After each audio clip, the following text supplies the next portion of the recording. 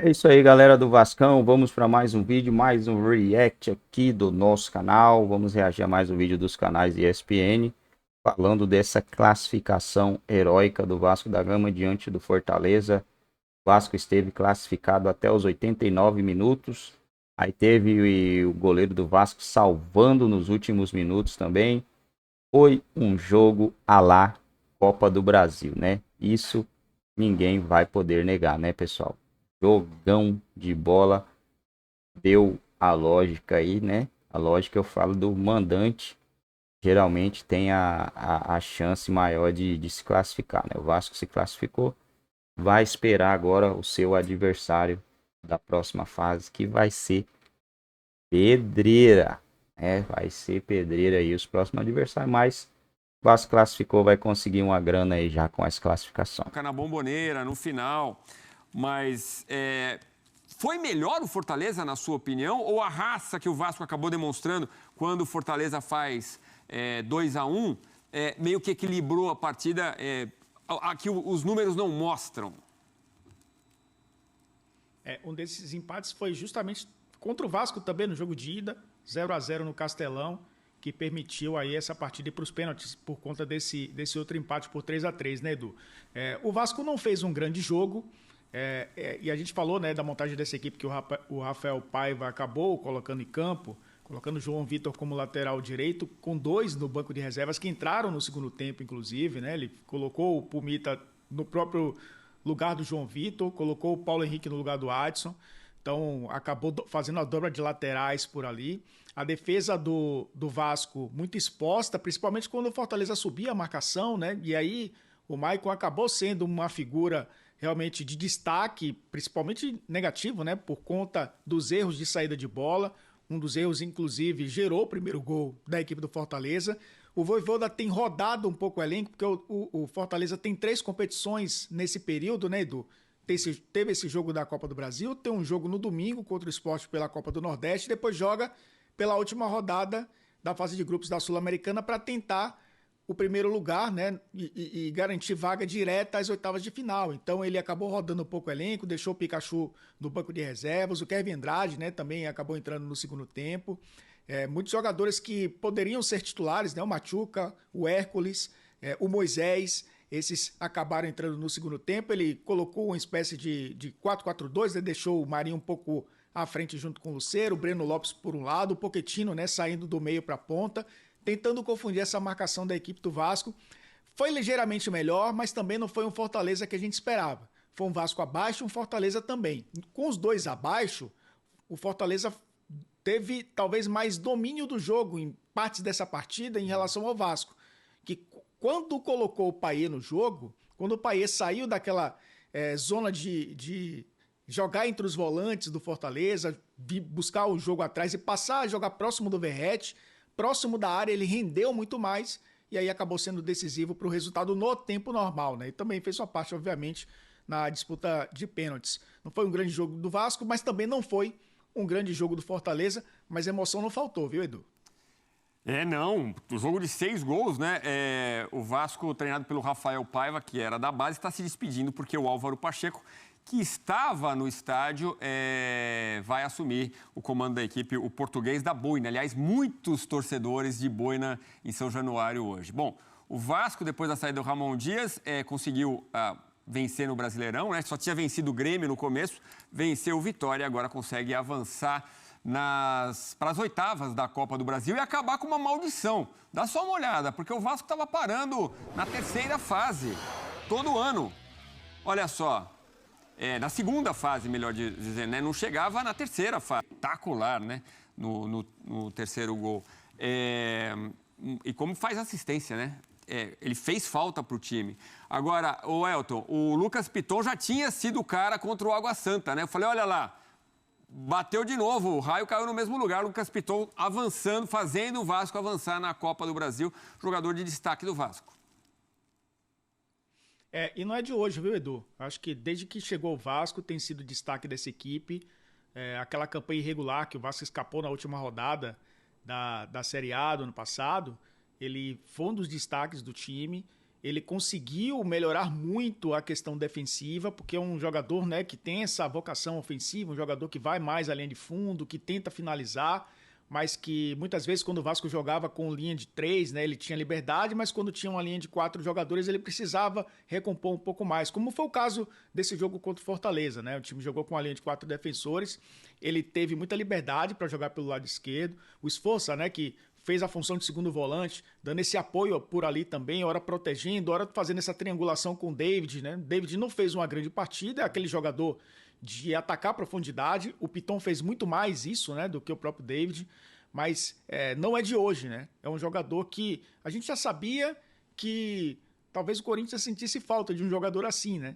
E ele vai mostrando no Vasco que é esse jogador que se esperava dele. É claro que o conjunto ainda precisa melhorar muito. É lógico que quando o Ramon Dias tentou montar uma equipe, né, privilegiando um pouco mais os lados do campo, ele teve um pouco mais de destaque. Defensivamente melhorou bastante, como eu falei, mas precisava, né, ter uma equipe mais equilibrada para que o futebol dele também fosse mais equilibrado. Então acho que nesse momento de instabilidade do Vasco, né, que não fez uma grande partida, ele chama a responsabilidade também e acaba sendo um cara decisivo, como foi o Payet, como foi o Verratti. Acho que esses dois carregam o Vasco, né, nesse momento, mas tem alguns coadjuvantes importantes também, eu acho que o Piton é um deles. O Vasco com o Esforça, com o Galdames, ali compondo o meio de campo, o que eu sentia, em alguns momentos, o Fortaleza conseguia chegar com alguma facilidade e trocar a bola ali com facilidade, ali passando o meio de campo. Tá faltando uma marcação mais forte do Vasco, né?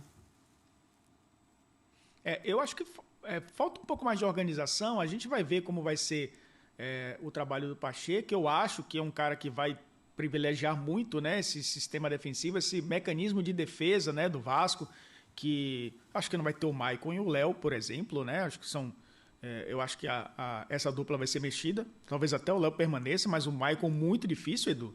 Não é um jogador que para jogar com linha alta, não é um jogador que é para quando o time pressiona, né, no campo de defesa, ele ter a qualidade para saída de bola.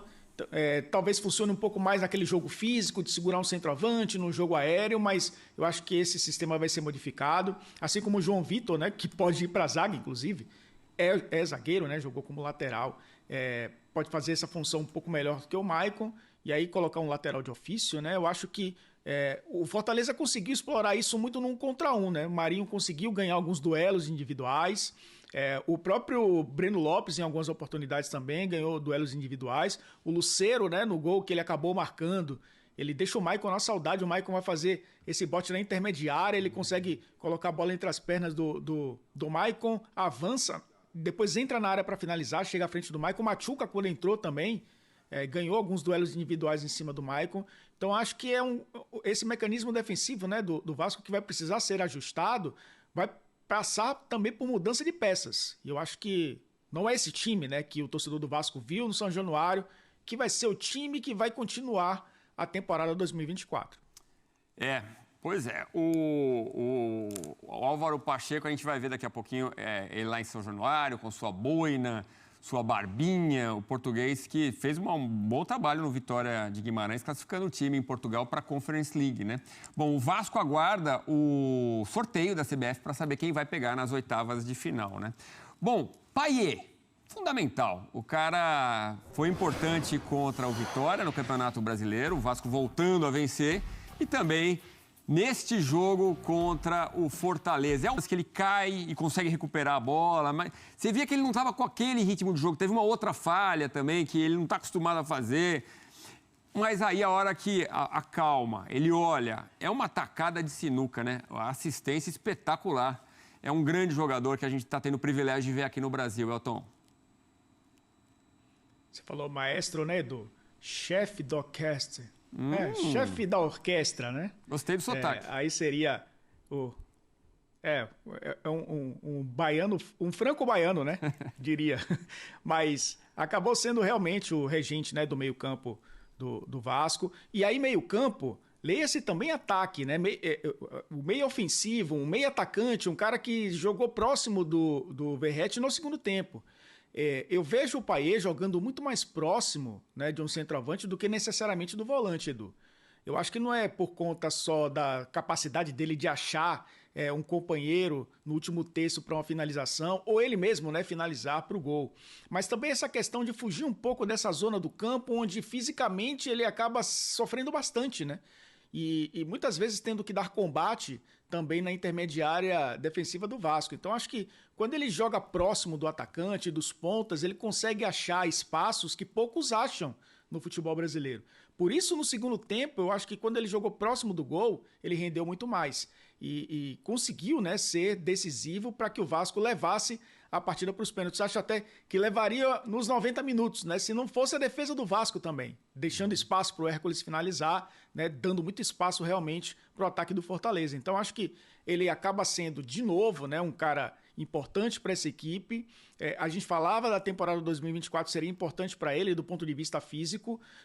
Ainda é uma temporada que para ele vai ser desafiadora, né, com tantos jogos. Teve essa paralisação que talvez tenha favorecido um pouco o descanso, né, mas vai ser desafiadora para ele também. O Vasco segue na Copa do Brasil, no mínimo mais 2 jogos, né, além, obviamente, do Campeonato Brasileiro.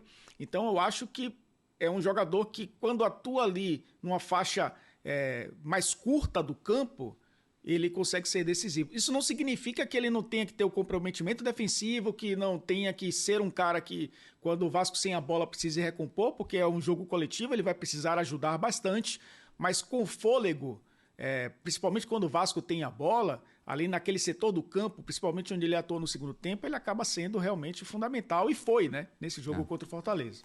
Ele dá assistência pro gol do Piton e também é quase uma assistência, porque o segundo gol do Verratti no jogo, ele acha o Piton para fazer o cruzamento e aí encontra o Verratti no meio da área, né? De cara, a gente viu o Michael, que você lembrou bem, destacou, ele dá uma pedrada que dá origem ao primeiro gol do Fortaleza e a torcida começou a pegar no pé dele, né? Já começou a vaiar quando ele pegava na bola, então o Maicon realmente não foi bem nesse jogo e ficou marcado ali pelo torcedor em São Januário. Até tentaram aplaudir alguns ali na sequência, né? Mas falando futebol, falando da história do jogo, né? Logo de cara você falou, o Léo Jardim aceita o gol do Marinho. Eu acho também que era uma bola defensável. Só que aí vem a história, vem os 90 minutos. Nos acréscimos ele faz uma bela defesa e nos pênaltis sai como herói.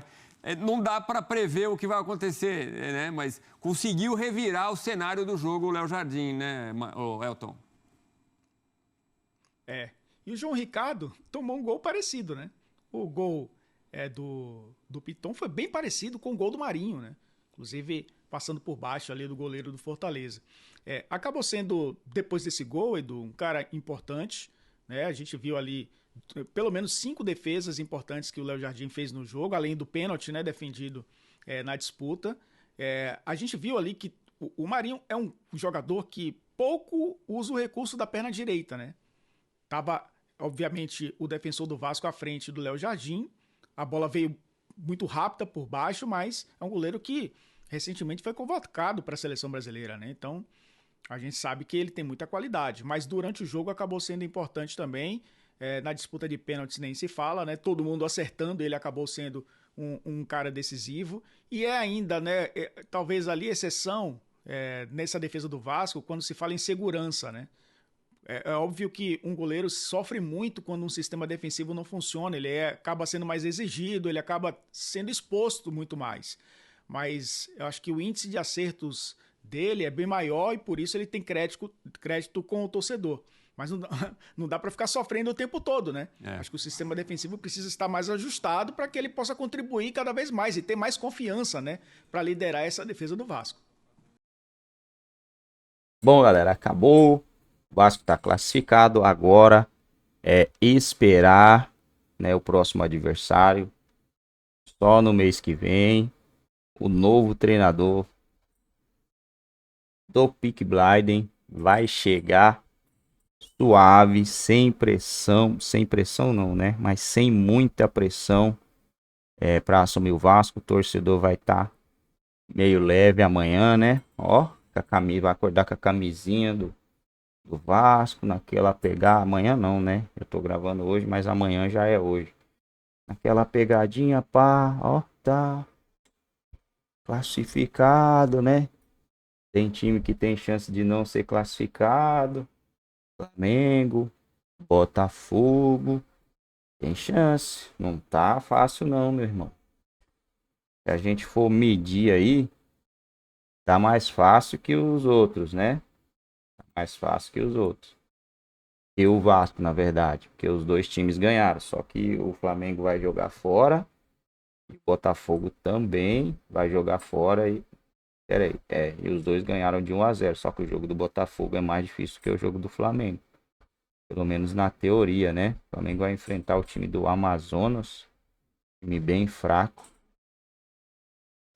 Tem o Palmeiras também, ganhou de 2-1, vai enfrentar o Botafogo praticamente em casa, né? Na verdade, o Flamengo vai jogar fora de casa e em casa, porque os caras vão, o Palmeiras também vão vender ingressos, os caras vão focar na venda do ingresso, não em pensar que se eles tiver a torcida eles vão classificar. Então, esses times assim, eles entram para ganhar dinheiro no ingresso. Se a classificação cair no colo, eles vão sorrir, né? Porque o dinheiro que eles podem ganhar agora na possível classificação de Copa do Brasil ajuda no orçamento anual e sobra dinheiro aí para o clube.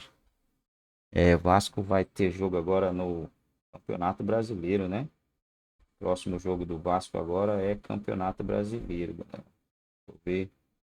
Domingo não vai ter, né? Sábado, Brasileirão Betano, adiado. É só na outra semana. Provavelmente ainda, né? Não sei se vai ter jogo. Sou contra a adiação desses jogos aí, mas fazer o que? Os caras acham que isso aí vai mudar, vai ajudar alguma coisa? Pra mim, vai ajudar em nada. Mas fazer o que?